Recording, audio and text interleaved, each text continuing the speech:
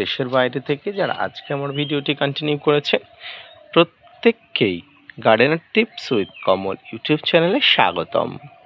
ছাদ বাগানে আমরা যত ধরনের গাছ ব্যবহার করি বা পরিচর্যা করি, এদের মধ্যে সবচেয়ে এই গাছটিকে বোধহয় আমরা সবচেয়ে বেশি প্রাধান্য দিই। আর এই গাছটি কি, সেটি আমরা বাঙালি হিসাবে এক চান্সেই বুঝতে পারি। হ্যাঁ, এটি হলো আম গাছ। বাঙালিদের জাতীয় খাবার হলো আম, আর এই আম গাছের পরিচর্যা নিয়ে আজকের ভিডিওতে আলোচনা করব। ছোট থেকে আম গাছ বড় করার জন্য আপনাকে কেমনভাবে পরিচর্যা করতে হবে, আম গাছ রোপণের জন্য কেমন মাটি দরকার, আম গাছের কী কী রোগ বালাই ব্যাধি আছে, সব কিছু নিয়ে আলোচনা করব আজকের ভিডিওটি। না স্কিপ করে কন্টিনিউ করুন।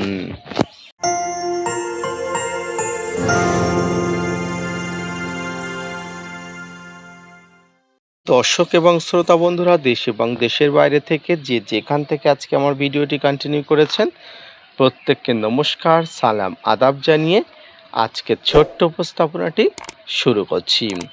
দেখুন, এই মুহূর্তে আমার ছাদ বাগানে যে আম গাছটি দেখতে পাচ্ছি, এটি হলো 12 মাসি কাটিমণি আম গাছের একটি ছোট্ট চারা।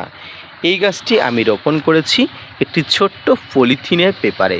যে পলিথিনের পেপারে গাছটি বড় হয়ে ওঠার সাথে সাথে গাছটির পাত্রও কিন্তু পরিবর্তন করব।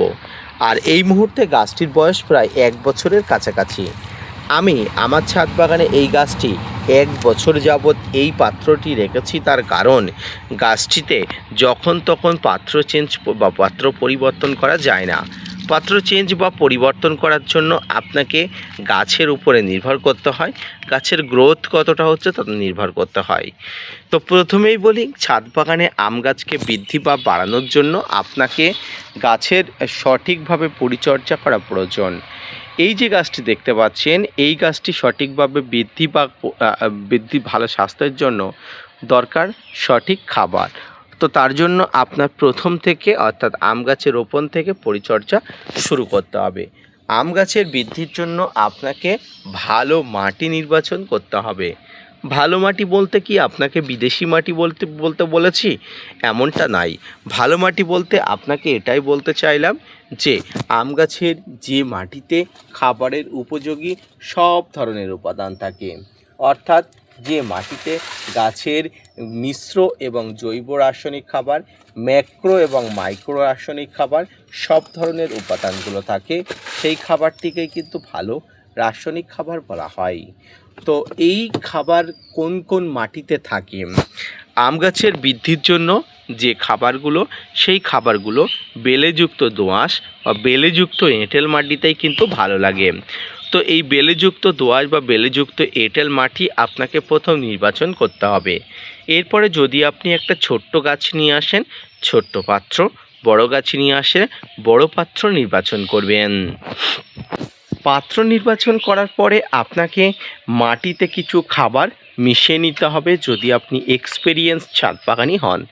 যদি আপনি এক্সপেরিয়েন্স ছাদ বাগানি হয়ে থাকেন, তাহলে আপনাকে কিছু মিশ্র খাবার কিন্তু গাছে মিশিয়ে নিতে হবে। আর যদি আপনার কোনো এক্সপেরিয়েন্স না থাকে, আপনি নতুন ছাদ বাগানি হয়ে থাকেন, তাহলে কোনো প্রকার খাবার মেশানোর দরকার নেই। তবে আম গাছে খাবার মেশানোর ক্ষেত্রে একটু সাবধানতা অবলম্বন করতে হয়, কারণ আম গাছ এমন একটি গাছ যে গাছে বেশি পরিমাণ খাবার দিতে গেলে এবং খাবারের পরিমাণ বেশি হয়ে গেলে কিন্তু বিপদ। আম গাছের ক্ষেত্রে সবসময় অতিরিক্ত নাইট্রোজেন জাতীয় খাবার একদম কিন্তু অ্যাভয়েড করতে হবে।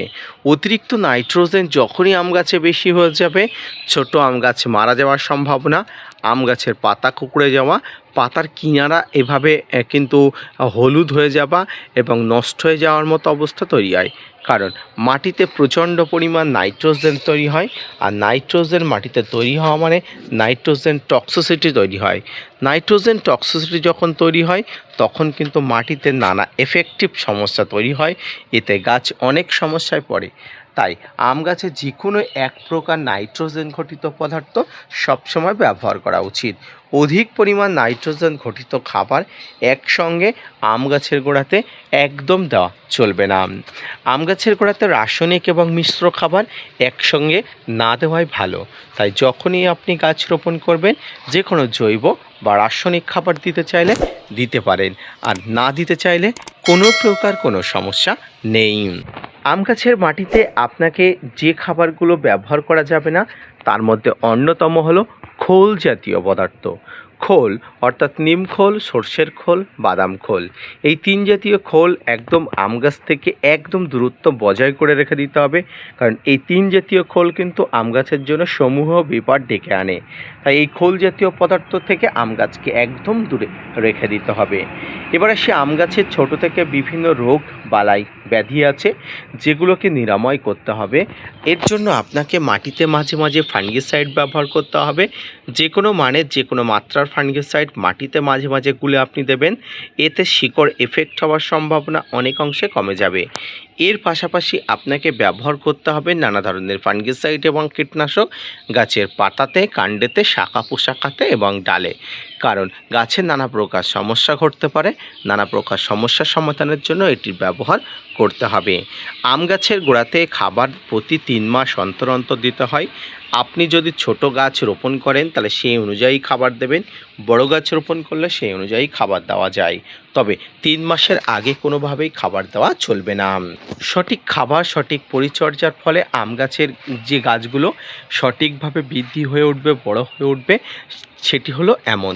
ধীরে ধীরে গাছটি পরিচর্যা করার মধ্য দিয়ে কিন্তু গাছ বড় হয়ে উঠবে।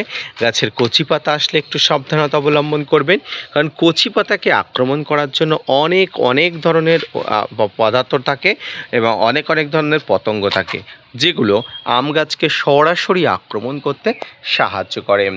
সম্মানীয় দর্শক, প্রিয় শ্রোতা বন্ধুরা, এইভাবে টবের আম গাছকে দ্রুত বৃদ্ধি এবং প্রোটেকশানের জন্য আপনাকে পরিচর্যা করতে হবে। আর এই পরিচর্যা সঠিকভাবে করলে ছোট থেকে বড় আম গাছগুলো সঠিকভাবে বৃদ্ধি হবে, ছোট আম গাছগুলো প্রোটেকশানের মধ্য দিয়ে বড় হবে এবং কোনো প্রকার রোগবালাই ব্যাধির আক্রমণ হবে না। তাই আপনার টবের আম গাছকে দ্রুত বৃদ্ধি, স্বাস্থ্যবান এবং টবের আম গাছকে দ্রুত ফল আনার উপযোগী করতে আমার দেওয়া যে টিপস, সেই টিপসটি মেনে চলুন। সমস্ত ধরনের উপকরণকে বর্জন করুন, শুধুমাত্র একটি বিশেষ উপকরণ ব্যবহার করার মাধ্যমে আপনি আম গাছকে বাড়াতে পারেন। এর পাশাপাশি আম গাছের আরও নানা পারিপার্শ্বিক রোগ আছে, সেই রোগ নিয়ে বিস্তারিত একদিন ভিডিও করে দেবো। অতিরিক্ত কিছু বলতে গেলে অবশ্যই ভিডিওটি লং হবে এবং আপনারা বিরক্ত হবেন। তা আজকের ভিডিওটি যদি ভালো লেগে থাকে অবশ্যই কমেন্ট, শেয়ার, লাইক এবং চ্যানেলটি সাবস্ক্রাইব করে পাশে থাকবেন। ধন্যবাদ।